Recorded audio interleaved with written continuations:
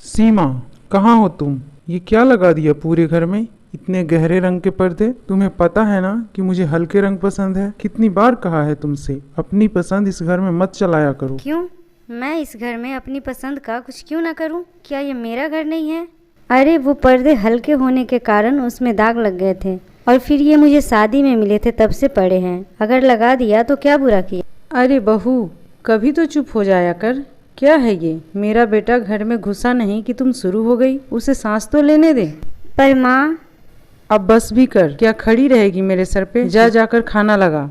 ये सीमा के लिए कोई नई बात नहीं थी। शादी के 2 साल होने को आए थे, पर सीमा को इस घर में अपनी पसंद का कोई भी काम नहीं करने दिया जाता था। सीमा इतने दिनों से सब बर्दाश्त कर रही थी क्योंकि वह रिश्तों को लेकर चलना चाहती थी। दूसरे दिन सीमा अपनी सास से, आज खाने में क्या बनाऊं माँ? आज मटर के कोफ्ते बना ले। और साथ में क्या बनाऊं? साथ में क्या? चावल बना ले। पर माँ, मुझे तो मटर से एलर्जी है, मैं कैसे खाऊंगी? तुम अचार या चटनी के साथ खा लेना। अब क्या तुम्हारी पसंद का अलग से बनेगा?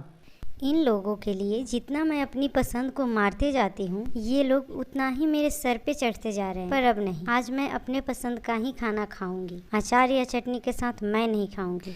आज सीमा बहुत मेहनत करके अपने पसंद का बैगन भरवा बनाया और अपनी सास को खाने के लिए बुलाने गई। राकेश भी उस समय आ गया था। वह भी खाना खाने बैठ गया। सीमा सबके लिए प्लेट लगा रही थी। अचानक उसकी सास चिल्लाई, ये क्या बहू? मैंने तो तुम्हें मटर के कोफ्ते कहा था ना बनाने के लिए। तुमने ये बैगन क्यों बना दी? बैगन तो हम दोनों में से किसी को पसंद नहीं है, फिर ये किसके लिए बनाई? अरे माँ, गुस्सा क्यों हो रही है आप? ये टेस्ट करके तो देखो, आपको बहुत अच्छा लगेगा। जब माँ को बैगन पसंद नहीं तो तुमने बनाई क्यों? और ये तो मुझे भी पसंद नहीं, फिर इस घर में किसके लिए बनाई बैगन? क्यों राकेश, इस घर में सिर्फ आप 2 ही लोग हैं और कोई नहीं है? ये बैगन मैंने अपने पसंद की बनाई है और इन 2 सालों से मैं आप लोगों के पसंद का खाना खा सकती हूँ। तो क्या आप लोग एक दिन मेरी पसंद का खाना नहीं खा सकते?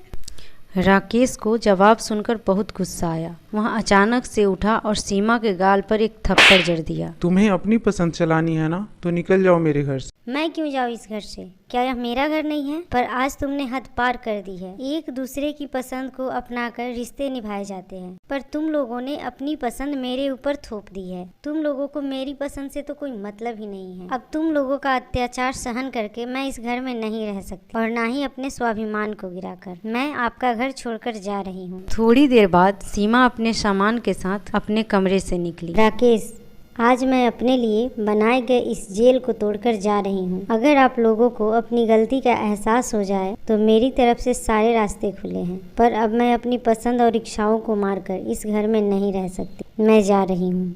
राकेश और उसकी मम्मी काफ़ी खुश हुए। चलो बला टली। कुछ दिन तो सीमा की सास बहुत अच्छे से खाना बनाई।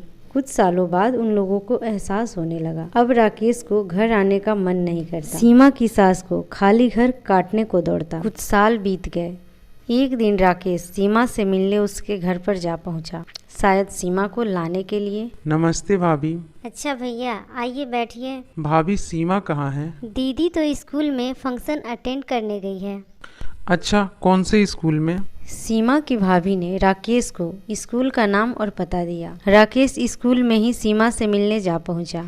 वहां सीमा को देखकर वह चौंक गया क्योंकि सीमा चीफ गेस्ट के चेयर पर बैठी थी। राकेश ने पता किया तो पता चला कि वह बहुत बड़ी लेखिका बन गई है।